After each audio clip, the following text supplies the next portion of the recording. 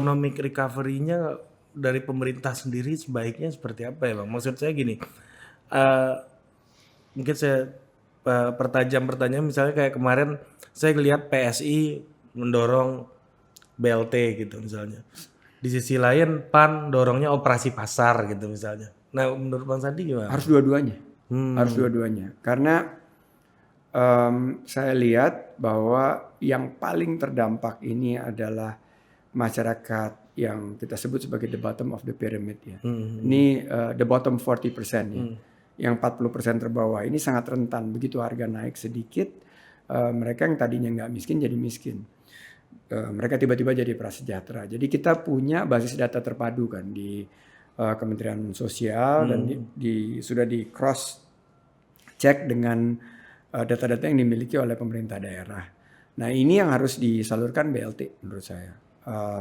Udahlah kita realokasi anggaran-anggaran yang kemarin ini lebih diarahkan ke misalnya perjalanan dinas, toh nggak bisa kemana-mana juga. Anggaran-anggaran yang harusnya ke infrastruktur, toh nggak bisa bangun juga sekarang untuk disalurkan ke BLT. Operasi pasar ini yang diusulkan oleh teman-teman PAN ya harus dieksekusi segera. Karena kita operasi pasar ini memastikan satu, ketersediaan pasokan bahan pokok, dan nomor dua memastikan harganya stabil dan terjangkau. Dan ketiga, operasi pasar ini memastikan rantai distribusi yang sederhana dan berkeadilan. Nah ini harus dijalankan. Pokoknya prioritas utama adalah rakyat. Lockdown ini setuju nggak Bang Sandi? Gini, saya nggak mau masuk dan ini talk show with Ari Putra ini mudah-mudahan bisa menjadi satu example juga, lead by example. Kita jangan masuk ke dalam satu perdebatan yang toh kita belum tentu juga punya informasi yang akurat. Jadi saya cenderung menyerahkan keputusannya kepada pemerintah. Mau lockdown, mau massive testing, mau kombinasi, silakan diputusin. Dan kemarin pemerintah pusat sudah mengambil keputusan untuk massive testing.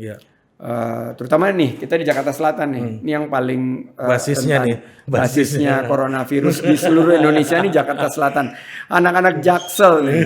Ini kayak Gerindra sama Sumatera Barat nih. Nah, ini Gerindra Sumatera Barat. Nah, kedua, menurut saya Pak Anies sudah menetapkan, kalau bisa dibilang ya, semi lockdown dengan menutup Jakarta 3 minggu ke depan dan memerintahkan. Kan itu udah seruan ya.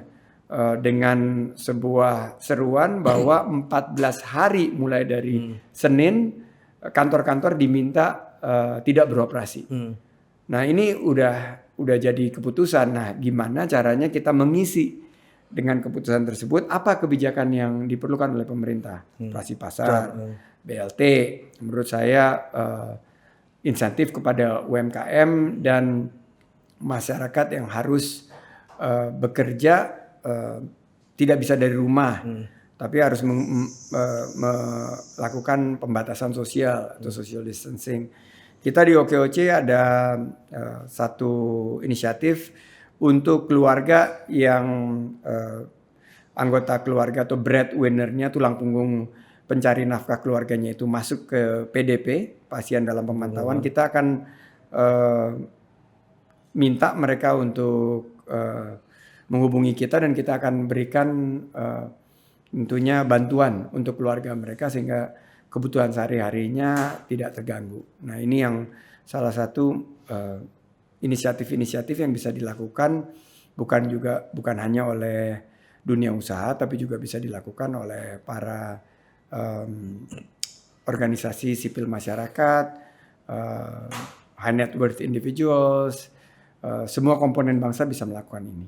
Saatnya kita untuk bersatu, solidaritas menghadapi ancaman virus. Di dalam situasi kayak begini malah kita baru mulai menyadari Bang bahwa data itu penting banget. Sehingga kita tahu nih berapa lama seandainya lockdown pun gitu ya. Jakarta ini kuat berapa lama ini Bang gitu. Nah, gimana sih hari ini tuh apakah situasi ini akan membuat kita sama-sama belajar nggak Bang? Menurut Abang soal membangun data yang komprehensif gitu, yang lebih compact gitu. Setiap krisis, setiap ada satu ancaman, satu tantangan, manusia memberikan yang terbaik dan jati diri manusia itu adalah peduli sesama dan harapan kita juga gimana musibah ini atau cobaan ini menghadirkan satu filosofi baru ya, bahwa setiap kebijakan itu harus berbasis data driven. Dan saya yakin satu pelajaran yang sangat penting bisa kita dapatkan dari ancaman virus ini, paling tidak dari segi gaya hidup sehat, promotif preventif, mencuci tangan. 20 kali ya katanya. 20 kali sekarang, sampai udah ledes ini tangan. Dan ya kita, ya hal-hal yang menurut saya, nah pemerintah ini kita dukung, kita berikan, ini saatnya tidak berdebat, apalagi untuk mengambil panggung ini untuk kepentingan-kepentingan sesaat atau kepentingan golongan, kepentingan pribadi, tapi kita harus mendukung langkah bersama. Bagaimana akhirnya pemerintah bisa menghadirkan satu rasa aman ya. Iya. Allazi at'amahum min ju' wa amanahum min khauf, kan gitu kan. Suratnya Quraisy kan. Surat di situ menunjukkan bahwa kita harus memberikan kepastian bahwa masyarakat itu tidak akan lapar. Jadi dijauhkan dari lapar. Gimana caranya lapar ya? Sembako harus ada, terus lapangan kerjaan harus dijamin, penghasilan mereka harus ada, dan mereka harus dihindari dari rasa takut kan. Rasa takut itu ya bagaimana pemerintah hadir untuk memberikan kepastian, memberikan optimisme. Walaupun kita harus bicara secara transparan data-data yang ada supaya masyarakat itu memiliki kepercayaan yang tinggi terhadap pemerintahnya. Itu yang harus kita lakukan pada saat sekarang. Sekarang sudah mulai baik ya menurut Bang Adi? Sudah lumayan, alhamdulillah. Menurut saya awal-awalnya gagap ya, dan sudah setelah diingatkan, masa nggak ada solidaritas lagi dalam keadaan begini, kita mengambil keuntungan dari kesulitan bangsa lain, atau ada satu daerah yang bisa dipromosikan melalui influencer, itu kan sebetulnya tidak mencerminkan jati diri bangsa kita yang saling peduli, saling tolong menolong, gotong royong. Sudah saatnya kita sekarang solider satu sama lain, kita rapatkan barisan, kita hadapi ini secara bersama-sama. Iya, kalau gue sih membaca ini ya, bukan gue sebagai anak UI gitu ya, baca statementnya Ade, kritiknya dangkal, itu bentuk penolakan Ade Armando kan? Kata-kata yang biasa aja gue dengar dari dosen. Itu masih baik Bapak. Iya, betul. Kamu tidak bisa berpikir, sering itu keluar kan? Ini gimana ini gitu kan? Tapi kita juga sering, lu jangan kemana-mana Mas. Iya, lu jangan geser-geser dulu Mas, jangan lu framing gua nih, bisa gitu juga kan? Kampret juga lu. Iya, gitu kan, ada juga yang kayak gitu kan. Loh kok Bang Ade kayak gini, apa lu baca ya? Ada juga gitu loh. Ya maksud gua, ya itu biasa lah. Ya, tapi apa salahnya dengan BEM UI yang berpolitik, Dok? Menurut gue sih nggak ada yang salah, nggak ada yang salah. Silahkan BEM UI berpolitik. Tapi orang berpolitik yang tadi ya harus sadar dia akan didukung atau di reject. Tapi dia nggak boleh dihukum. Ya. Nah itu yang paling penting. Lu di reject jangan marah. Jangan ngamuk, jangan ngambek, jangan baper bilang semua orang di Indonesia ini tidak peduli sama gerakan mahasiswa. Ya nggak gitu juga. Ya kan selesai aja nih kita bernegara kok kayak gini. Ya kan lu aja jadi presiden. Ya kan kalau semua orang harus dukung lu. Presiden yang nggak didukung karena presiden politik. Iya kan? Ada yang reject. Ya kan? Jadinya ya ini lucu sekali sih. Ya Ade Armando misalnya kan. Nah, lu coba cerita, lu dulu lu menganggap itu gerakan politik atau gerakan moral sih waktu lu jadi gerakan politik lah Pak. Ya. Ini contoh satu kasus ya, Bos Arya.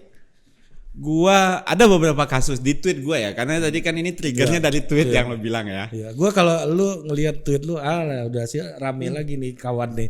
Ayo podcast gitu. Dan gua nggak mungkin nolak. Iya, Itu penting tuh. Gua nggak mungkin nolak total politik. Iya, apalagi ya gue perhatiin IG live penontonnya cuma 7 aja lu datang. Ini tenaganya boleh juga nih kawan nih gitu. Enggak lah, total politik gak 7 lah. Ada yang 7. Lebih banyak ayam di rumah gua. Gak lanjut. Oke, lanjut. Ya. Sampai mana tadi? Ya. Dulu cerita ya. Ya, lu Gua waktu itu, dulu? Bos. Pernah waktu itu BBM lah. Itu kasus klasik sebelum Pak Jokowi menetapkan harganya ditentukan presiden tanpa DPR. Ya itu juga lu isu jualan lu kan. Iya, isu dagangan kita gitu kan, menggalang dukungan publik kan. Jadi waktu itu gue tuh terima argumentasi bahwa BBM ini harus naik. Personal opinion, team opinion, Ya, kajian akademik. kajiannya bla, bla, bla. masuk akal lah sudah. Ini udah nggak masuk akal nih kalau subsidi. Karena harga minyak dunia lagi. Harga minyak dunia itu terpengaruh sekali sama APBN lagi gitu. naik waktu itu. Kan. Lagi naik waktu itu. Nah, dilalah waktu zaman gue tuh agak aneh tuh. Harga minyak dunia turun, Bos, tapi minyak dinaikin. Ya, ya. Lucu juga tuh. Gitu. Case-nya waktu gue kayak gitu loh. Aneh juga tuh. Nah, jadinya Tapi untuk mensubsidi BLT kan waktu itu uangnya. waktu itu SBY memang programnya banyak itu ya. Iya, jadi ada direct cash. Direct segala cash macam. transfer yang jadi unggulannya. Iya, jadi harga BBM naik nggak disubsidi lagi. Iya, gitu karena butuh realokasi anggaran Iya, kan. karena untuk menutup dampak dari krisis 2009 waktu itu kan. Betul. Walaupun ada commodity boom tapi Tapi itu kita sebelum tahu lah. itu, SBY Sebelum pertama SBY itu. pertama. Nah, jadi gue nanya lah kan ke senior, Bang, ini kayaknya BBM ini harus kita dukung nih, dinaikkan, gue bilang kan. Ke senior tuh gue nanya tuh, ke senior. Oh, masih ada lapor-lapor senior gitu ya. Kan nanya. Leon kan nanya ke gue nih. Tapi mungkin ke senior lain. Mungkin ke senior lain. Jadi tapi kalau Leon nanya ke gue mungkin gimana bentuknya? Ya mungkin gue kata-katain juga sih. Tapi dia pasti tetap jalan gitu loh. Bener tuh kata-kata gue berarti ya. Bohong kalau senior lu nggak tahu lu bikin apa. Ya gini lah, di situ kan ya lo kan pernah ngonten juga politik kampus kan sebelum ini. Lo coba. Ya itu di situ gue lo bikin anatominya kan, ada ini gitu. Gue kan researcher. Iya, pasti lo tau lah gitu kan. Walaupun gue dituduh mau jadi Jadi komisaris. Kampret emang. Jauh bro. Kecepetan tuh karir politik gue kalau gue jadi komisaris. Enggak, sebenarnya dia udah jadi komisaris total politik. Merangkap dirut. Merangkap direktur operasional. Direktur keuangan juga. Jadi tapi diingetin, Bos. Lo hati-hati. Lo dukung begitu gak bisa BEM UI begitu. Lo harus tetap sama rakyat gitu loh. Oke, harus dekat sama rakyat. Iya, jadi memang defaultnya populisme ya BEM itu. Iya dong, defaultnya itu adalah mau nggak mau harus Populis. suportif, partisipatif, Iya, populis, iya. menggalang support, call to actionnya Iya. jelas. Itu defaultnya. Iya, jadi mau nggak mau, walaupun Lu secara berarti dulu ikut nangis-nangis depan DPR waktu harga BBM naik itu. gue digebuk. Oh, digebuk. Digebuk, ya. lebih Bukan keren. Nangis-nangis ya. Ya, lebih keren digebuk. Nangis-nangis tapi ada pengawal, Bos. Gue nggak ikutan tuh. Gue digebuk di atas, bonyok lah. Iya. Tapi waktu itu, Bos, gue ingat banget tuh. Bahkan untuk membuat BEM UI itu menolak kenaikan BBM, gue pun harus berpolitik. Ke BEM se-UI itu loh. Karena kan kita ada 13. 13. Voting Dulu. dong. Sekarang berapa? 14. Sekarang mungkin 14 sama 15 ya. farmasi, vokasi, Administrasi. farmasi. Ya, udah. 15 tetap ganjil ya. Ya. Lo bayangin, Bos, 7 lawan 6 itu waktu itu. Terakhir itu BEM FE pasti dukung. Oh pasti, FE kesel banget. FE kesel banget, tapi ya biasa lah FEUI kan. Aneh kalau BEM FEUI malah menolak Kenaikan BBM. malah menolak kenaikan Ya, BBM. mereka paling tahu hitungannya. Mereka paling tahu hitungan. Dia bawa tuh APBN tuh buar gitu kan. Nah ini lo hitung, lo kan anak MIPA nggak ngerti gitu dia kan. Baik, gue bilang kan. Nah BEM FH terakhir berhasil gue geser, Bos. Itu pun pakai proses lobby. Ya. Ya kan, untuk lebih partisipatif dong. Kan menggalang dukungan. Ya, berarti lu poinnya kan sebenarnya akhirnya gimana? Akhirnya. Ya akhirnya kita berangkat 7 BEM. 7 BEM. Tapi mewakili BEM UI, se-UI. Walaupun waktu kita digebuk yang 6 lagi panas. Ya. kok gue kagak ikut digebuk. Nah, berarti ya artinya kan ini soal politik. Iya Artinya kalau ada yang nge-reject ya Ya wajar. wajar. Wajar. gitu. Di internal pun pasti ada yang reject. Ya jangan lu anggap orang nge-reject nih juga nggak peduli dengan Betul persoalan sekali. kan gitu. Betul. Jangan berarti ya orang bebas berargumen lah. Orang bebas mengkritik, ya kan? Ya tapi ya lu juga kalau berargumen ya siap-siap. Nah, tapi kan challenge. mereka dipanggil oleh kampus gitu, terus ya dipanggil oleh kampus lah. Gimana Ya. menurut lo? Ya gue juga sering dipanggil. Kan dipanggil doang. Dipanggil, bukan dibungkam. Itu beda, Pak. Nah, Kalau dibungkam tuh udah lah nggak tapi dipanggil. kan Bang Fadlizon bilang pemanggilan ini bentuk pembungkaman katanya. Lo panggil, bungkam itu katanya aja beda. Gue juga sering dipanggil dulu. Itu kan diminta di take down sama rektorat. Apa? Tulisannya itu. Tulisannya itu. Dia kan nggak di take down. Emang ada hukumannya? Kan nggak ada. Iya kan? Kecuali kalau tidak di take down dalam 24 jam gitu kan. Oh, Instagram akan membukukan akun BEM UI. Emang rektorat bisa. Atau KTA lo digunting. Atau KTA lo digunting. KTA, KTM. Biasa kamu sama anak parpol ya. Ada ya. Pernah gunting KTA. Pernah gunting KTA ya. Jadi ya kan nggak ada hukuman gitu loh Pak Ari gitu. Ini kan dipanggil. Biasa dipanggil Pak. Itu sebenarnya bersyukur dipanggil. Biasanya dicuekin bos. Iya kan? Jadi berarti diajak diskusi. Diajak diskusi, ditanya gitu loh. Kan nggak dibungkam. Kalau dibungkam tuh udah landak ngomong, dihalangi. Ya karena gue hidup dalam kulturnya UI ya. Jadi gue agak terganggu gue sama dibungkam itu. Iya. Sejak kapan orang bisa bungkam dibungkam kita? di UI. Orang peduli aja udah syukur.